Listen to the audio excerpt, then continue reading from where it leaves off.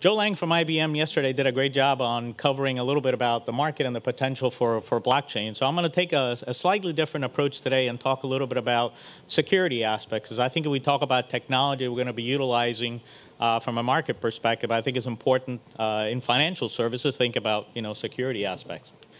One of the things, well, next. It's a little further away, so yeah, there you go, okay. So one of the things to think about, yesterday we talked a lot about the consumer experience and how do we make that easier and more seamless. And, it's important to recognize that there's a lot of technology sort of behind the scenes that are also making an impact. So if we think about real-time payments and we think about, open banking and the PSD2 initiatives in Europe, they're actually making changes on the back end that are actually then reflecting what we can actually offer consumers. And blockchain is sort of in that space where it's going to, has a potential, if you take a look at what the World Economic Forum, believes about it, how it can actually have an impact on the market and actually fixing things by making them more efficient and more secure in the process. So it has a lot of different use cases where we can see, but the effects of it at the end of the day are actually going to be hidden, very similar to what we see with real-time payments and the open banking. It's what does it enable for us to be able to do on the front end, and as Joe mentioned yesterday, a lot of the cross-border transactions, things that today take a long time to do, is where we can actually have big impact with blockchain. Next. So when we think about, markets, and it was covered a little bit yesterday, it's also is, we're looking at financial services. I mean, there's a lot that we talked about, and even this morning about cryptocurrencies and Bitcoin and so on, but it's where do we see from a financial services it actually being able to have, an impact. And one of the cautions has always been is that, people take a look at blockchain as a, great technology, and they're trying to figure out, okay, how do I use it to solve this problem, or how to use it to solve that problem? And it's important to recognize that it's not just technology utilized for the sake of technology and seeing what can I do with it, but it's where can it actually come in to help me solve a problem. So where we can identify those pain points that we can actually apply technology where it's going to help, and that's where things like, cross-border payments is a great example, because today they take a lot of time to do. They, have a lot of value potentially going through. So those are the areas where we can see that it can actually have a, a great impact. And again, as mentioned yesterday, if you take a look at some of the figures from McKinsey and Company, the impact to the savings that actually can take place because of how the efficiency is going to be improved in the process is actually a very important aspect. Next. Now, for those of you a little bit familiar with blockchain, there's a lot of different approaches or a lot of different blockchains that can actually be used, whether we actually have them, go back a bit, or you can actually have them, back a bit again. Back one more? Okay. We'll get there. One more. Okay. Well, I'll go through it anyways. So it's whether we have permissioned or unpermissioned blockchains, or actually whether we actually have the ones that are public or private. When we think about the unpermissioned and public, it's more what we see with Bitcoin. We have just about anybody being able to make a transaction, on the system, whereas we have some of the ones that are private permission, which are things that we're using for stock exchanges or things where we have less parties actually being able to control, what is happening. So what we see for financial services, a lot of the applications that are being covered are really more in the private permissioned, blockchain, as opposed to, which is the opposite end of the spectrum, where we can see, with Bitcoin or any kind of cryptocurrency space. Now, when we think about cryptocurrency, it's also important to recognize that a lot of it has to do with, one party, it's all based on crypto, so one party having a private key with which they sign a transaction, the other party having a public key in order to be able to validate that transaction and be able to utilize it. And when we think about, any use case of blockchain, the same applies. It's all based in cryptography, and it's all based on the utilization of these keys, in some cases the protection of these keys in order to, make a difference. So when we think about permissioned and private blockchains, one of the things to recognize is that, there is a rise in popularity from the perspective of that's what we're seeing in financial services. So there's more POCs that are taking place from that perspective. But it's also important to recognize that because now we're talking about a smaller number of parties. We're not talking about the world, participating in Bitcoin. It is much more important how we're actually controlling and how we actually manage, the security of those systems and the protection of some of those keys in the system. So in a lot of times there is a central party that is actually deciding, that these are the valid transactions, just like you have in any kind of financial transaction or a central bank type of transaction. There is someone who is saying, this is the real transaction, and then other parties can actually verify that or be able to transact that information. Next. Okay. We're doing well here. All right, so I'll move on. One of the things to also think about when we think about transactions, when we've seen in the blockchain space and some of the statistics when we think about Bitcoin, is also a lot of the the frauds and the cases that we have seen out in the in the world that get published. And if you track any of that, you're seeing that there is actually a lot of concern or a lot of breaches that have occurred because of parties that have made access to those systems, whether they've been actually broken into a server or actually been able to obtain the keys and conduct fraudulent transactions. So that is a concern. And I think from when you get the slides as part of the talk, then you'll be able to see some of the information about literally millions and millions of dollars. And there is a website that actually publishes all of that information in Crypto Aware. And I think just last month there was actually about 4 or 5 different different cases that continue to happen. When we take a look at where those cases came about, it had to do with the concept of somebody breaking into a server and what protection was actually applied to those systems. And if we're thinking about going back to the crypto aspects of everything having to do with blockchain, then we think about, well, how are we actually, protecting some of those keys that are actually used to sign transactions? Because if somebody gets access to those keys, they can actually conduct a transaction and send their currency or send their value to, some other party, not necessarily the right party. So it's important to be able to, how do we actually protect those keys? Whether we're actually protecting them in software, as a lot of companies do, or whether we actually protect them in hardware and utilizing hardware security modules and so on. And, protecting things in software is fine if you put enough controls around it. But then you have to kind of think about, what is the impact of, to a company as to the controls that I'm putting around those keys. I kind of, correlate some of it to, when you think about signing a check. You're signing a check in order to transfer funds, and a lot of times when you think about corporate checks, if they're over a certain amount, then you actually have perhaps 2 people that actually sign those checks.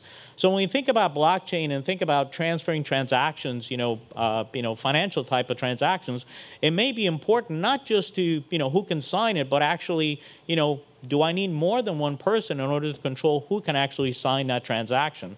And a lot of it may depend on the value of that particular transaction. So being able to not only protect your signature, your key, when it comes to cryptocurrency stuff, but also being able to, protect the process. Who can actually use those keys, and depending on the transaction, where is it that I can actually go? Will it go to the next one? Give it a shot. Oh, okay, I'll skip that. All right. Yeah. So that's where I'm the process. So when we think about being able to protect them, am I protecting them in software, or am I protecting them in hardware? And there is a a big difference as to how you go about it.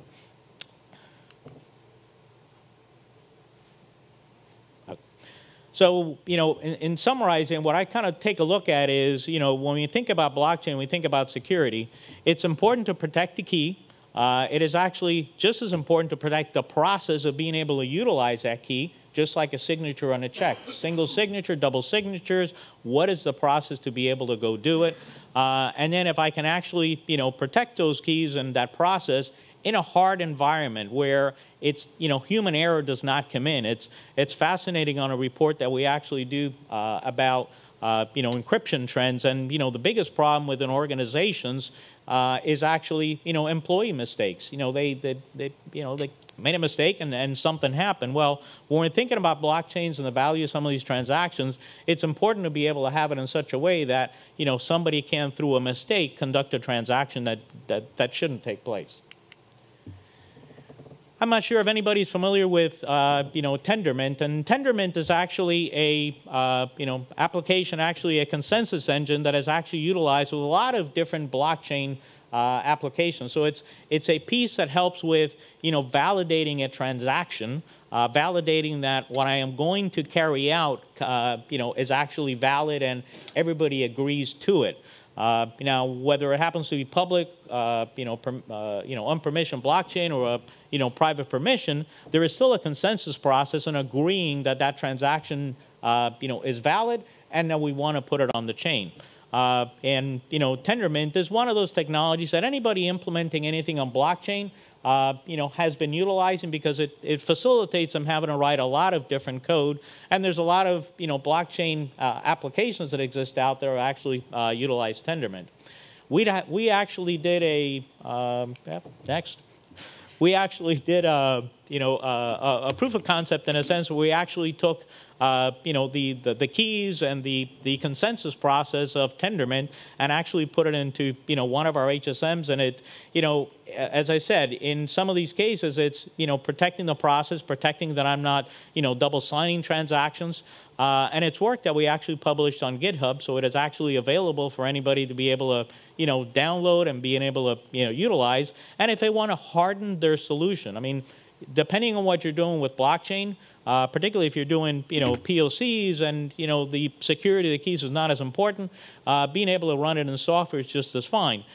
If you want a higher level of protection for some of the transactions, then being able to run it in a hardware security module actually makes more sense. So you can actually go to GitHub and get information on what we have done with with Tendermint.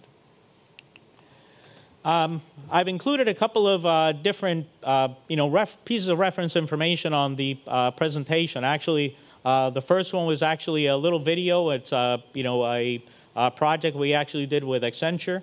We're on their platform that they actually have for blockchain, where they integrated with our hardware security modules in order to protect the keys and the processes I mentioned.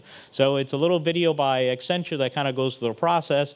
And there's actually also a white paper that talks about the value of actually protecting some of that information in hardware as opposed to software. And again, depending on your particular use case.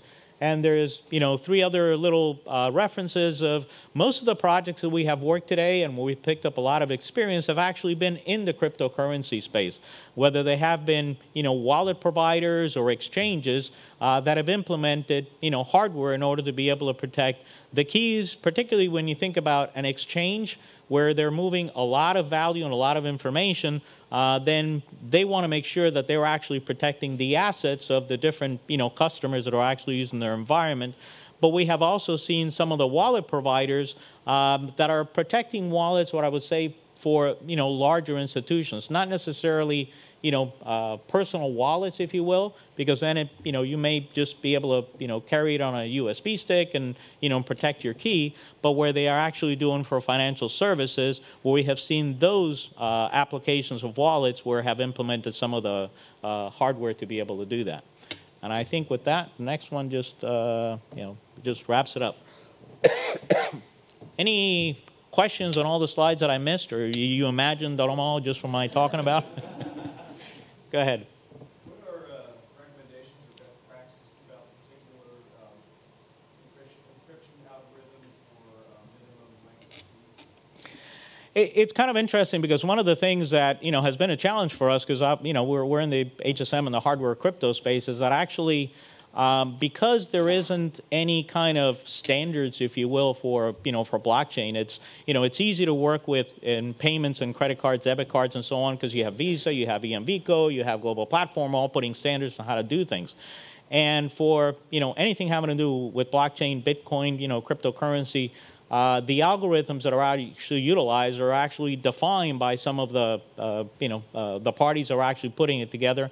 So we have seen a variety of processes of algorithms that are actually being utilized, not the ones that are actually utilized in the standard marketplace. A lot of times they were selected because there were concerns about backdoors or things if they utilize something that's approved by NIST or whatever misconceptions may exist.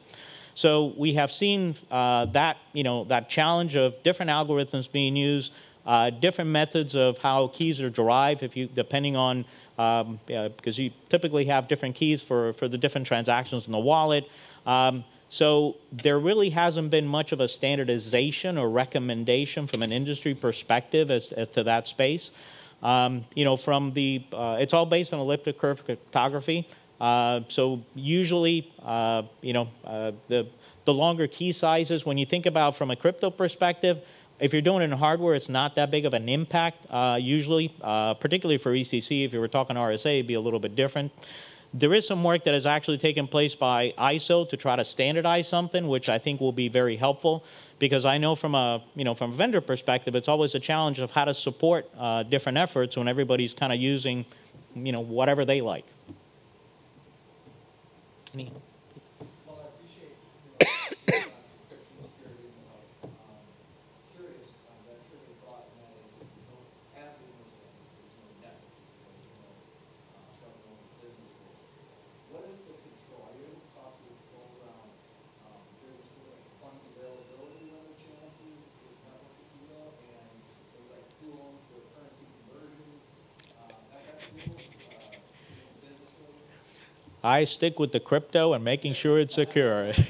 Yeah, the business aspects, I think, is all the stuff that we still see rolling out, and certainly don't have a feel for that perspective. And I think it's a challenge in different countries that are testing it out. And I think, as a matter of fact, even this morning I see, because another space that is really interesting with cryptocurrency is if a central bank decides, okay, we're going to introduce, and I think this morning I saw a couple of news items where a couple of countries in Asia are actually looking at the central bank issuing a bank-backed cryptocurrency. So I think we'll see that developing, but it's still very early in the blockchain space. There's still a lot of POCs, and not just from a technology perspective, but then from a business perspective, all the things that you bring up are crucial.